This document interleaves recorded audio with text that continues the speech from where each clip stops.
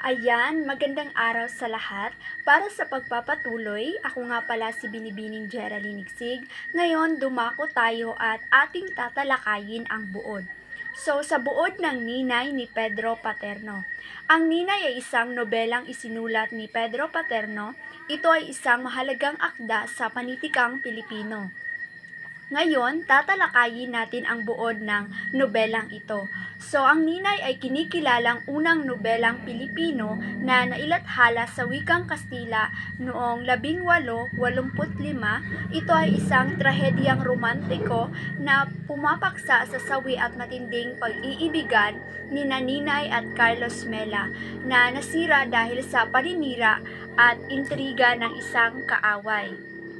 Nagsisimula ang kwento sa pagluluksa para kay Ninay na namatay dahil sa labis na kalungkutan.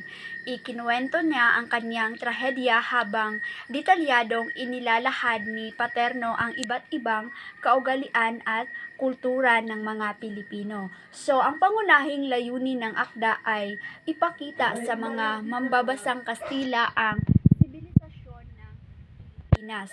So, ang Ninay ay isang makabagbag damdaming nobela na nagpapakita ng trahedya ng pag-ibig at nagtatampok ng kultura ng Pilipinas. Ito ay isang mahalagang akda na nagpapakita ng pagkakakilanlan ng mga Pilipino. So, ayun ang buod ng isang nobelang isinulat ni Pedro Paterno na may pamagat na Ninay. So, ngayon, dumako naman tayo sa mga elemento ng akda.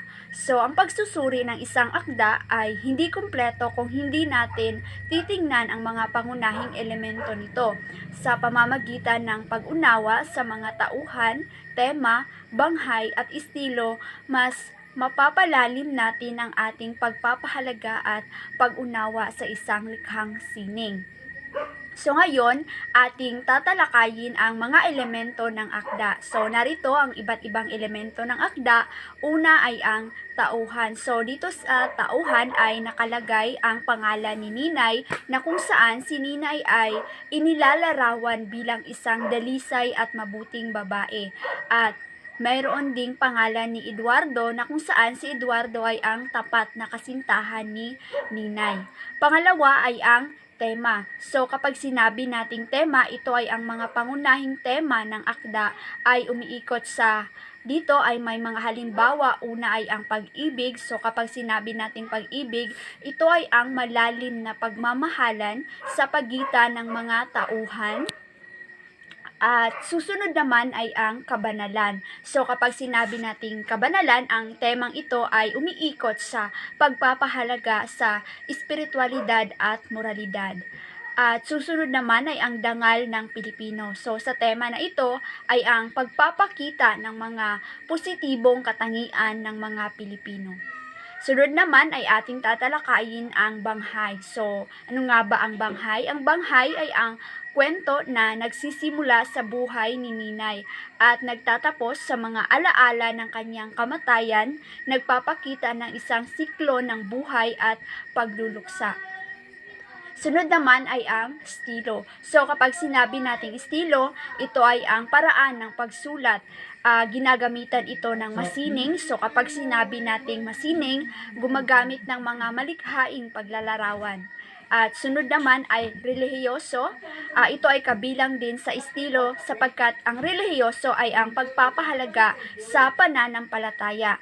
At susunod naman ay makata. So kapag sinabi nating makata, ito ay ang paggamit ng mga talinhaga at matulaing pananalita upang ipahayag ang damdamin. So sa kabuuan o sa madaling salita, ang mga elementong ito ay nagtutulungan upang bumuo ng isang makabuluhan at makahulugang akda.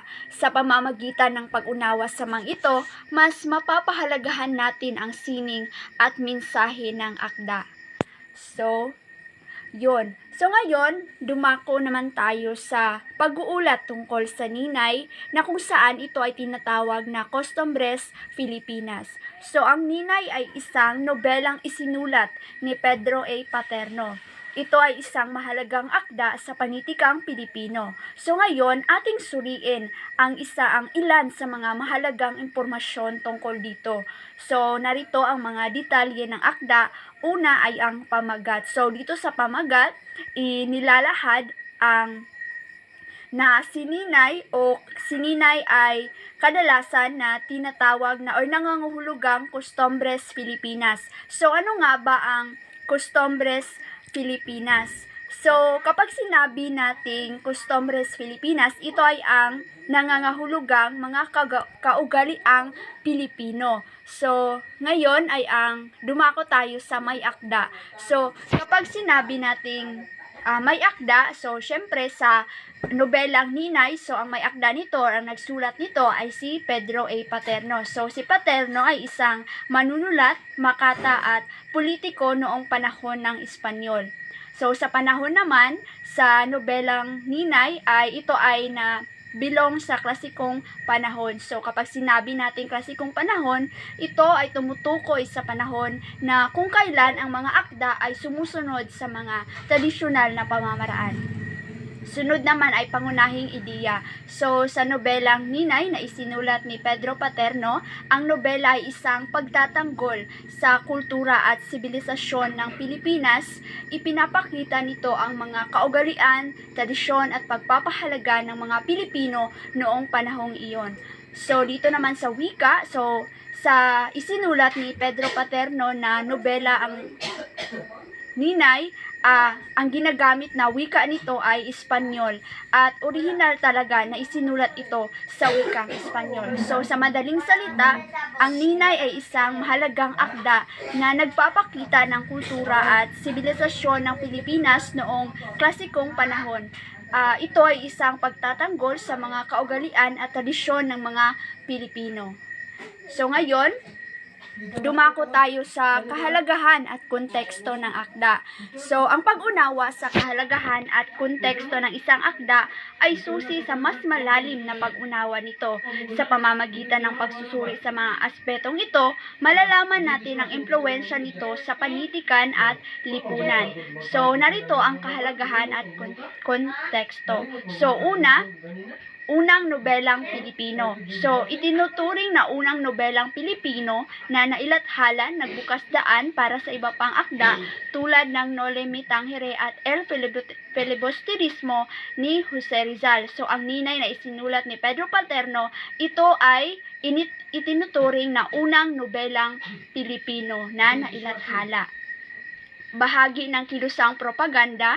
Ang akda ay bahagi ng kilusang propaganda. Ginamit ang panitikan upang ipakita ang pagkakakilanlan ng mga Pilipino at humiling ng reforma mula sa Espanya. Sunod naman ay transisyon sa panitikan.